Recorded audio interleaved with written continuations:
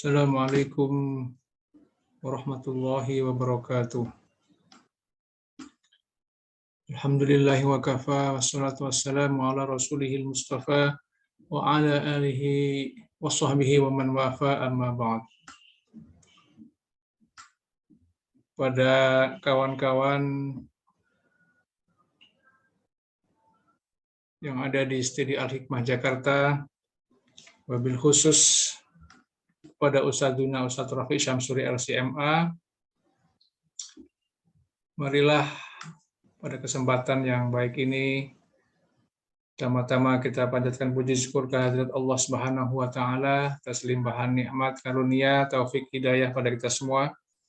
Pada kesempatan kali ini kita masih diberikan umur panjang, berikan nikmat iman, nikmat sehat, nikmat kesempatan.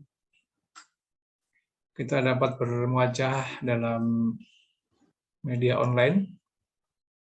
Salawat dan salam tak lupa kita haturkan kepada Nabi besar Muhammad Sallallahu Alaihi Wasallam, pada keluarganya, sahabat, pengikutnya, dan mudah-mudahan kita semua termasuk umatnya yang selalu istiqomah mengikuti jalan kebaikannya sampai hari akhir.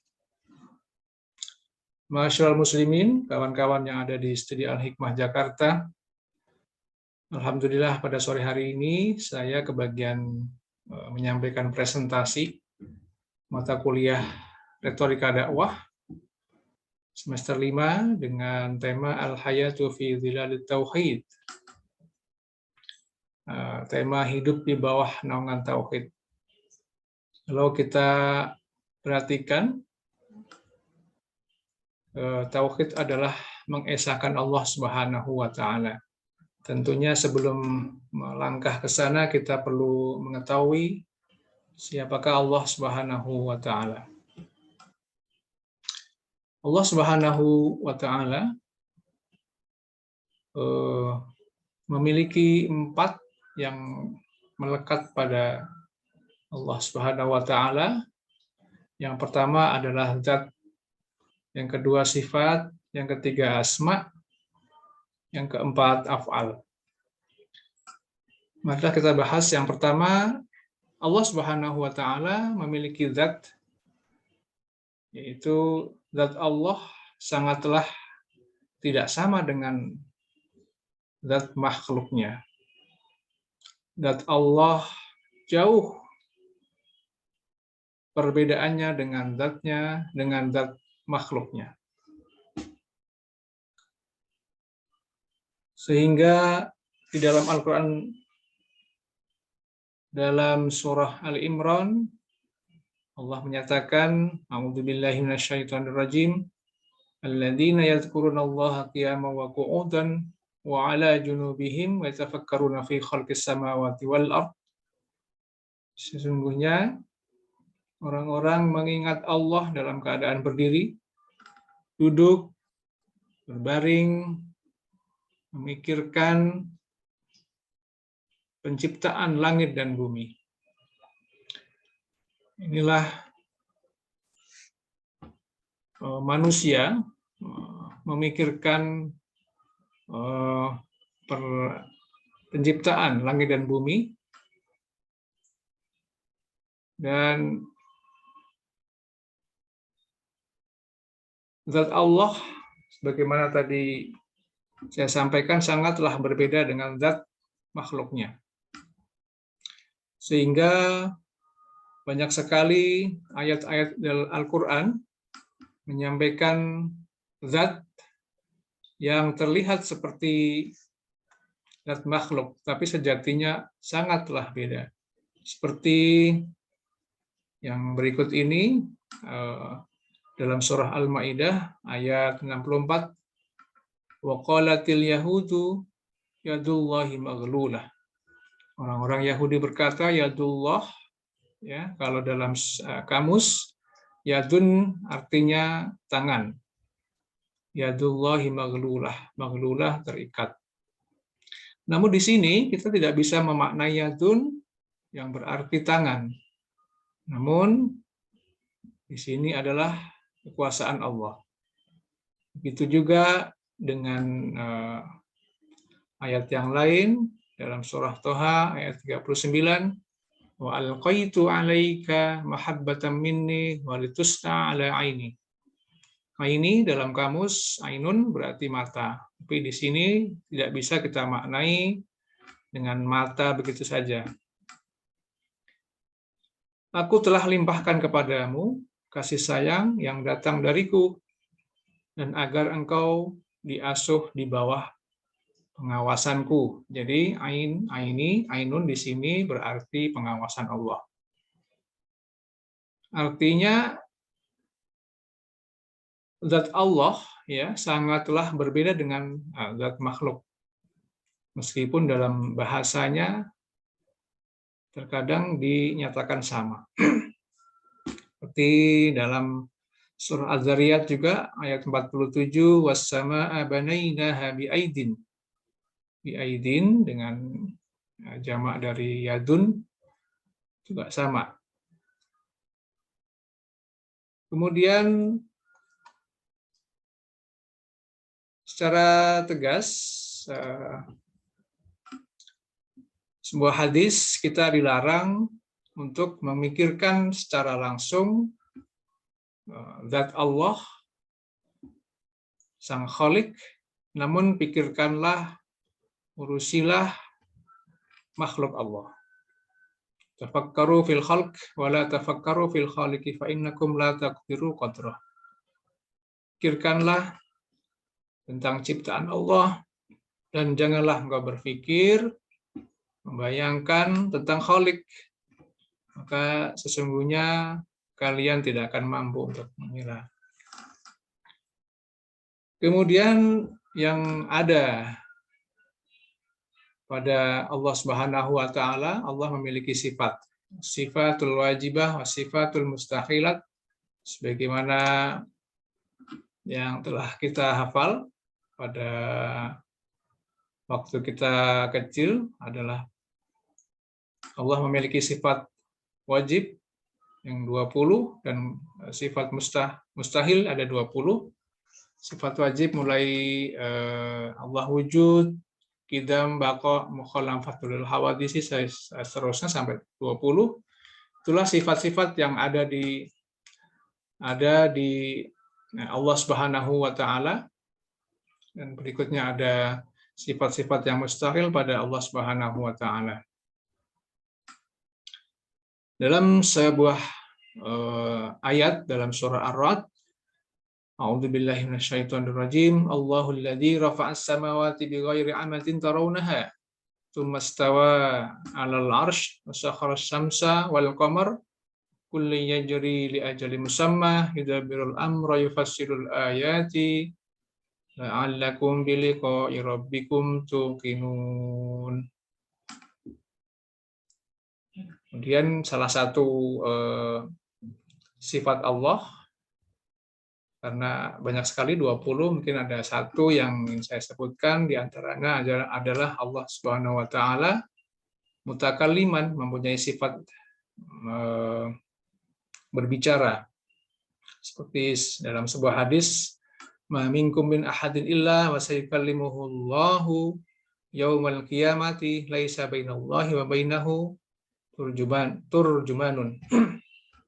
Tidaklah salah seorang di antara kalian kecuali akan diajak berbicara. Ini sifat Allah berbicara dengan hamba di hari kiamat kelak. Dan antara Allah dan hamba tersebut tidak ada penerjemah. Ini artinya Allah akan berbicara. Menjadi salah satu sifat Allah adalah mutakalliman.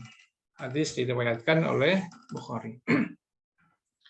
Kemudian yang ketiga, yang ada pada Allah Subhanahu wa taala adalah Allah memiliki nama. Di antara yang terkenal dalam Al-Qur'an adalah Al-Asmaul Husna. Allah memiliki nama-nama yang indah. Sehingga tidak heran jika Allah senang dipanggil dengan nama-nama yang baiknya. Dalam surah Al-A'raf ayat 180, walillahil asmaul husna fad'uhu biha. Dan Allah mempunyai nama-nama yang baik, dan panggillah dengan nama-nama itu, sehingga akan menggugah, akan membuat Allah senang jika dipanggil dengan nama-namanya yang baik. Selain Asmaul Husna juga mempunyai makna-makna kiasan atau majazi.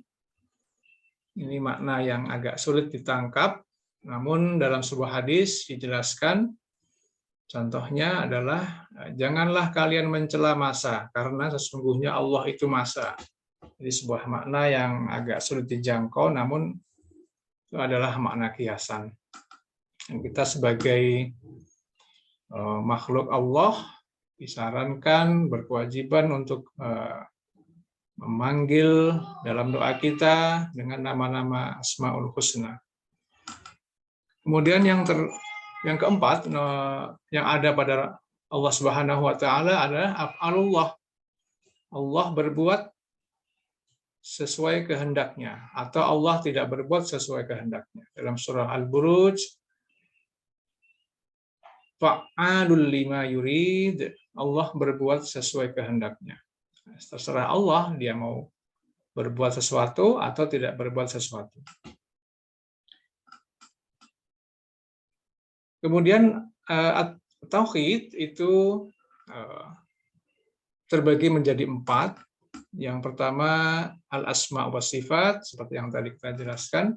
Kemudian yang kedua ar-rububiyah. Yang keempat al-mulkiyah, dan yang ketiga al-mulkiyah, yang keempat al-uluhiyah. Kita akan jelaskan.